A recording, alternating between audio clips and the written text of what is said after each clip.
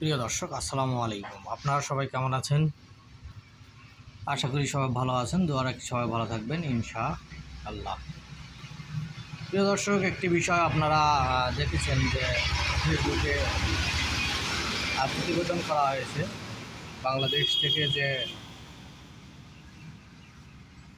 কিসমত হারাপড়া ছাত্র ও পাঠাগার ক্লাবের কমিটি পুনরায় সংগঠন করার জন্য সভাপতি আলামিন সরকারের আদেশে।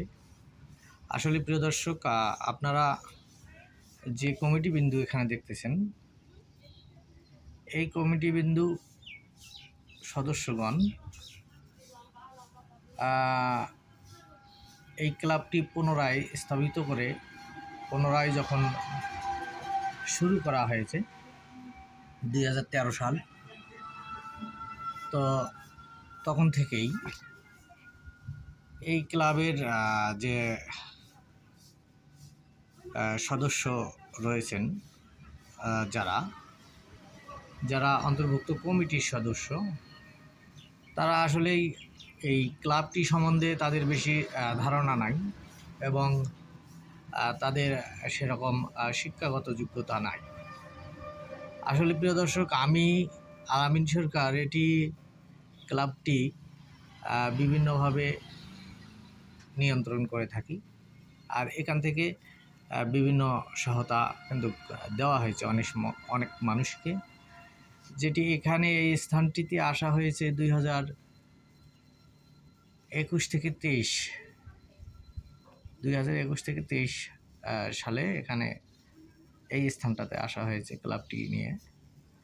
আসলে এই ক্লাবটির পুরনো স্থান হচ্ছে বাড়িতে যে 2 শতক মাটি এই ক্লাবের অন্তর্ভুক্ত করা আছে। এই ক্লাবটির যিনি প্রতিষ্ঠাতা ছিলেন, তিনি হচ্ছেন যে আমার দাদার ছোট ভাই, তার নাম হচ্ছে নজরুল উদ্দিন সরকার। আসলে সরকার বংশ, নজরুল উদ্দিন সরকার। তো আসলে মিঠাপুকুর এলাকার অন্তর্ভুক্ত এই ক্লাবটি যখন স্থাপিত বাতিল হয়ে যাচ্ছে, তখন কিন্তু আমি পুনরায় এই ক্লাবটিকে প্রতিষ্ঠাতা হিসাবে আবার চালু করি এবং গঠন করি।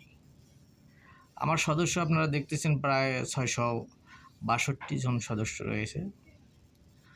তো প্রিয় দর্শক, একটি বিষয় আজকে বলতে হচ্ছে যে আসলেই গুরুত্বপূর্ণ ব্যক্তি গুরুত্বপূর্ণ কাজে না থাকলে, যদি কর্মহীন বা দায়িত্ববোধশালী ব্যক্তি না হয়, তো সেক্ষেত্রে এই